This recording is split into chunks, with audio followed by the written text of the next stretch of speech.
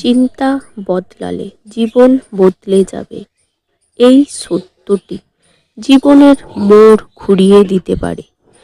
গল্পের নাম দৃষ্টিভঙ্গির আয়না। এক শহরে দুই যমজ ভাই থাকত, আকাশ আর সুরেশ। তারা দুজনেই একই পরিবেশে বড় হয়েছে, কিন্তু তাদের চিন্তা ভাবনা ছিল আকাশ পাতাল তফাৎ। আকাশের জীবন, আকাশ সবসময় অভিযোগ করত। বৃষ্টি হলে সে ভাবত আজ রাস্তায় কাদা হয়ে যাবে, কাজে যেতে কষ্ট হবে।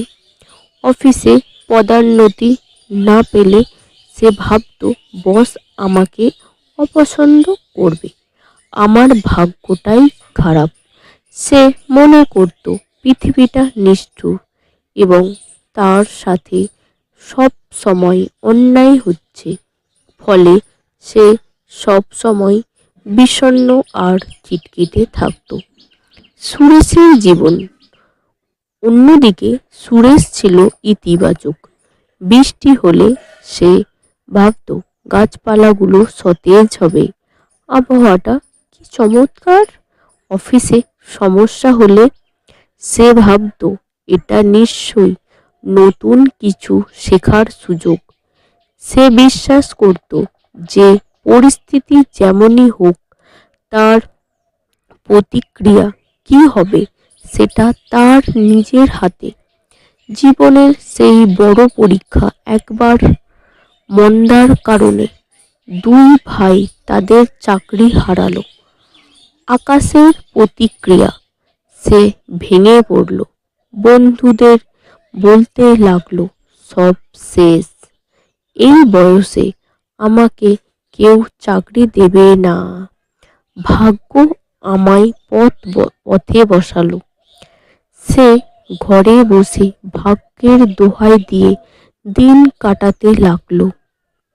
অন্যদিকে সুরেশের প্রতিক্রিয়া, সে ভাবল হয়তো এই সুযোগেই আমি আমার শখের ছোট্ট ব্যবসাটা শুরু করতে পারি।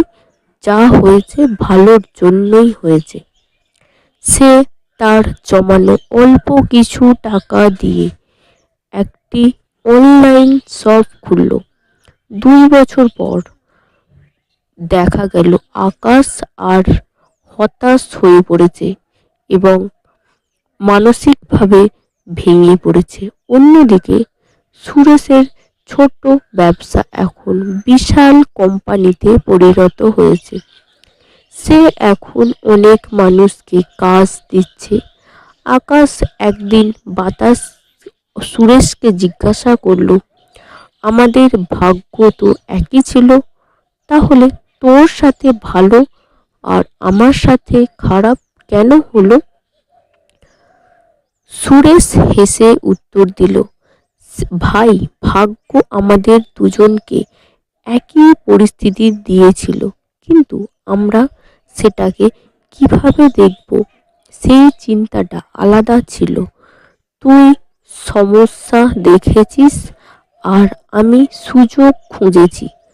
তুই তোর চিন্তার জালে আটকে আছিস আর আমি আমার চিন্তাকে বদলেছি বলে আজ আমার জীবন বদলে গেছে।